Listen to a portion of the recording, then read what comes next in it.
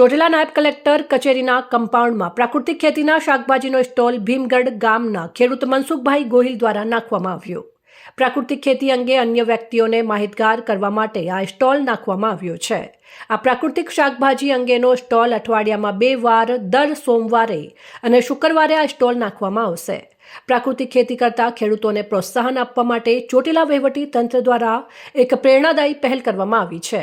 ચોટીલા સબ division હેઠળના ચોટીલા તાલુકાના ભીમગઢ ગામના મનસુખભાઈ દેવસીભાઈ ગોહિલ સંપૂર્ણ પ્રાકૃતિક ખેતી કરે છે। તેઓને આજથી 10 દિવસ પહેલા ચોટીલા નાયબ કલેક્ટર એચ.ટી. મકવાણાએ નાયબ કલેક્ટર કચેરી કમ્પાઉન્ડમાં અંગે પ્રાકૃતિક શાકભાજી વેચવા અને અન્ય વ્યક્તિઓને આ પ્રાકૃતિક ખેતી અંગે માહિતગાર કરવા સ્ટોલ નાખવાની ખાતરી આપી હતી, જેથી આ બાબતે અન્ય પ્રાકૃતિક ખેડૂતોને પ્રોત્સાહન મળે અને અન્ય ખેડૂતો પ્રાકૃતિક ખેતી તરફ વળે। તેના ભાગરૂપે તારીખ 23/2/2026ના રોજ ચોટીલા નાયબ કલેક્ટર કચેરીના કમ્પાઉન્ડમાં પ્રાકૃતિક ખેતીનો સ્ટોલ મનસુખભાઈ દેવસીભાઈ ગોહિલ દ્વારા નાખવામાં આવ્યો છે।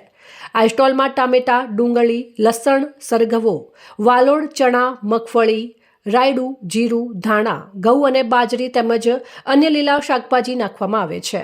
આ પ્રાકૃતિક શાકભાજી અંગેનો સ્ટોલ અઠવાડિયામાં 2 વાર એટલે કે દર સોમવારે અને શુક્રવારે નાયબ કલેક્ટર કચેરી ચોટીલાના કમ્પાઉન્ડમાં નાખવામાં આવશે, જેનો લાભ ચોટીલા તાલુકાની કચેરીઓના અધિકારીઓ, કર્મચારીઓ તેમજ ચોટીલા તાલુકાના દરેક નાગરિકો તેમજ નેશનલ હાઈવે ઉપરથી નીકળતા નાગરિકો લઈ શકે છે। અહેવાલ અફઝલ મુલ્તાની, સંબંધ ભારત ન્યૂઝ, ચોટીલા, સુરેન્દ્રનગર।